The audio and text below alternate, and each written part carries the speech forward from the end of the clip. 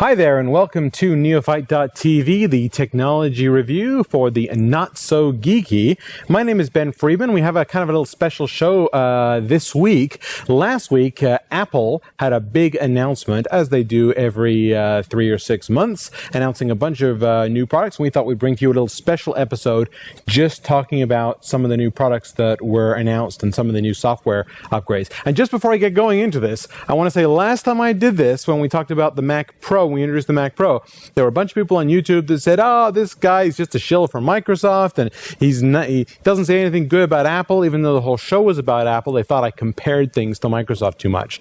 So I just want to get this out of the way and say, Microsoft sucks. Okay? There, I said it. Microsoft sucks. I'm on the record of saying that. So please, this is all about Apple. We won't be talking about Microsoft, no PCs. Let's talk about some apples.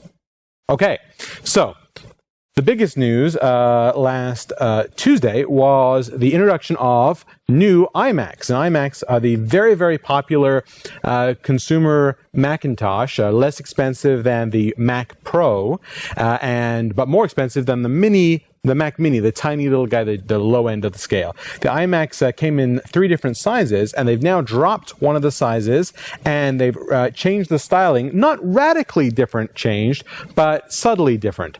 The iMacs have always been very stylish looking Macs, and here we have one of them right here. This is the new 24-inch iMac, and it used to have a sort of white plasticky case. They've replaced that now with aluminum, which I find a little strange. It's interesting. The old iMacs were the white, and the new MacBooks are white.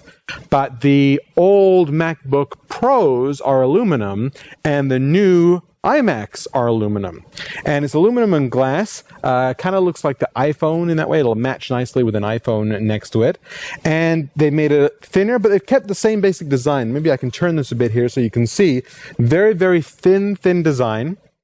And it still has this big, nice aluminum base. Easy to pick up and move around if you need to do that. Gorgeous display. This is a high-resolution display, HD display, 1920 by 1080. On the 20-inch size, and then on the on 24-inch, on the 17-inch size, they have the 1650 size display. It's a little bit smallish, not the full HD.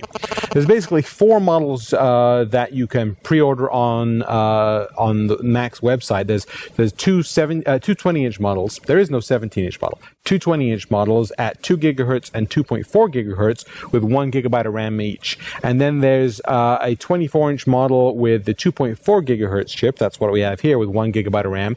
And then there's also the high-end 2.8 gigahertz Core 2 Duo Extreme chip with 2 gigabytes of RAM, and that's well over $2,000. And then there's some custom configurations you can do above and beyond those 4 presets. If you go to a Mac store, I've been told the Mac stores will not be getting the 2.8 gigahertz ones. Those ones are exclusively to be ordered online.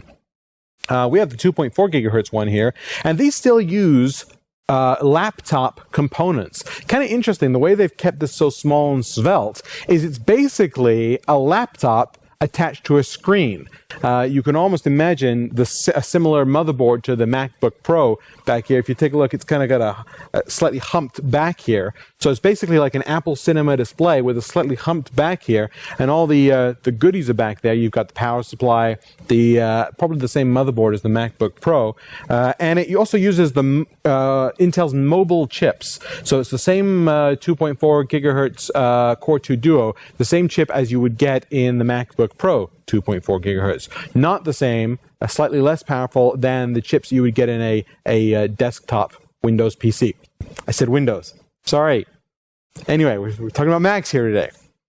So, along with the new iMacs, they've also released these brand new keyboards. And these keyboards are, again, sort of halfway between the MacBook and the MacBook Pro style. So if you take a look, it's got this very, very similar style to the MacBook. It's these sort of chiclet-sized keys, very, very thin. I don't know if you can see this here. I'm going to turn it sideways.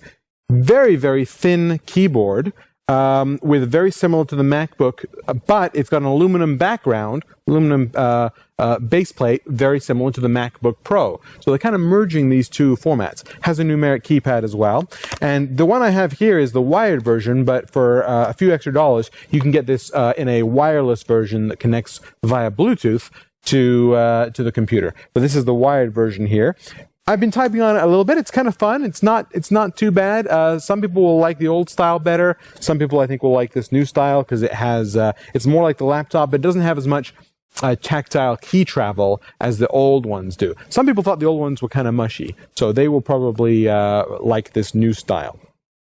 So hardware-wise, everything, of course, has gotten an update and a refresh. And also the Mac Mini, a lot of people thought they were going to be discontinuing the Mac Mini. That's the small guy from Apple. But they've actually done a refresh on that, too. You can still buy it, and with now a higher processor. It now uses the Core 2 Duo processor as well. Let's talk about some of the other things, get away from the iMac, and some of the other things that are all iMac related or consumer related anyway.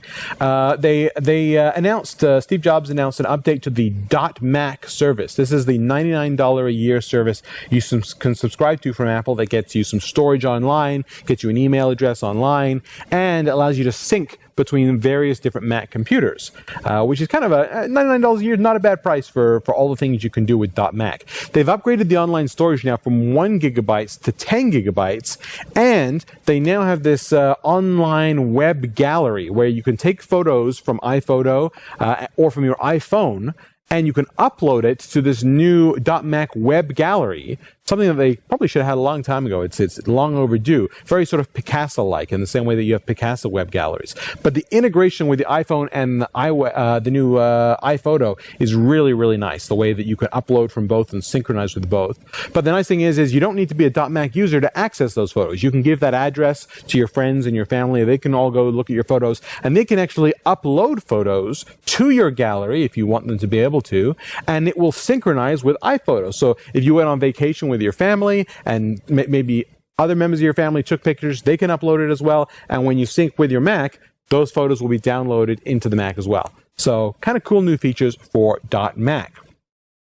Some new software offerings as well is a new refresh of iLife and iWork.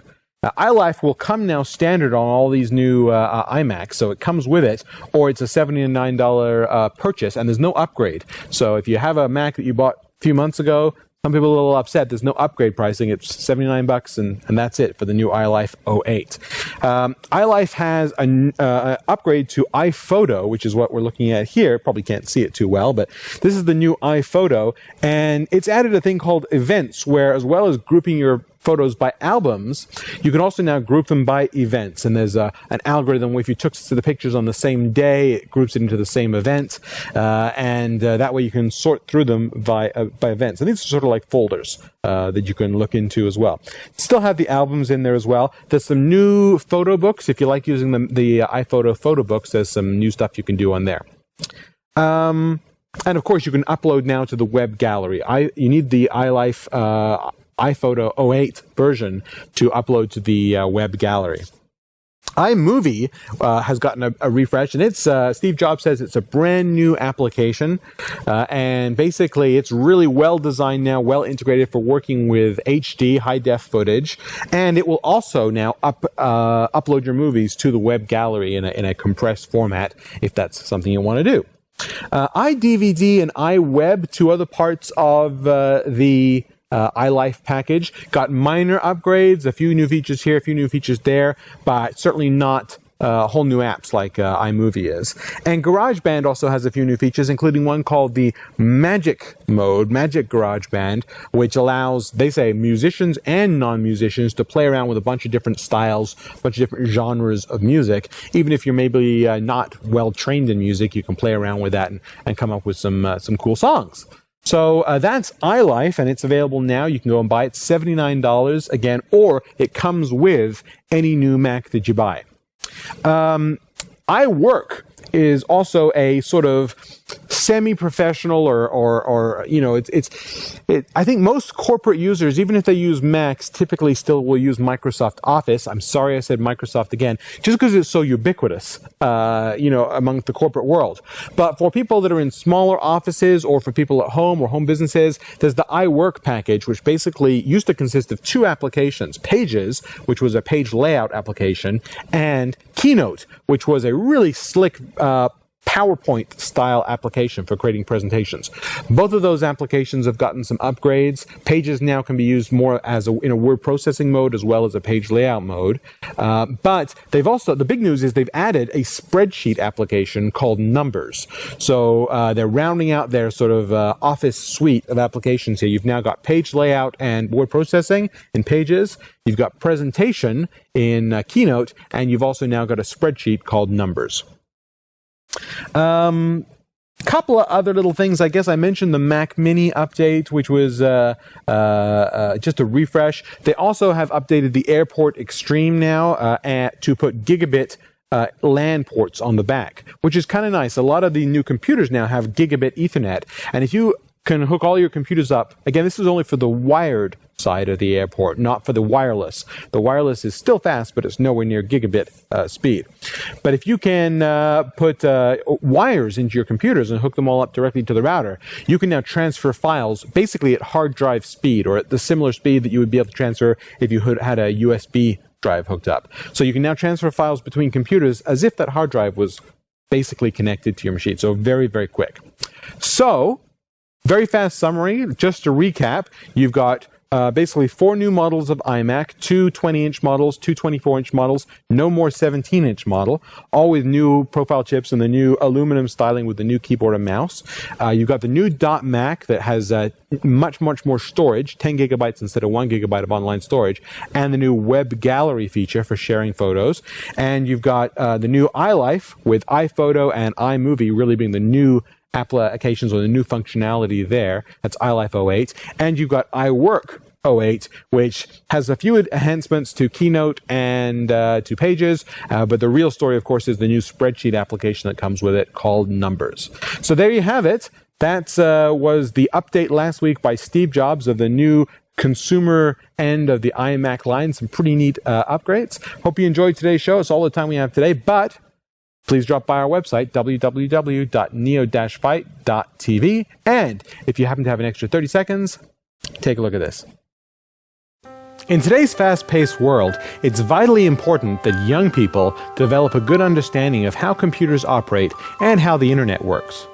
LittleGeeks.org takes donated computers, refurbishes them, and then provides them to underprivileged kids at no charge.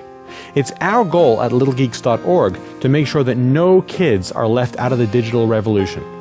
To find out how you can help, please visit www.littlegeeks.org. Thanks a lot.